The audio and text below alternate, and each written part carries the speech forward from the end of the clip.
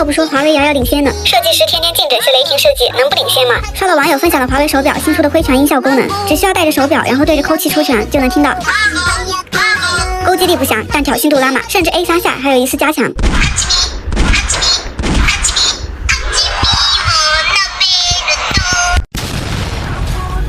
对方这不得为了多听几声慢播，然后故意多挨几拳。而且最搞笑的是，除了这些，网上的雷霆音效他基本都有。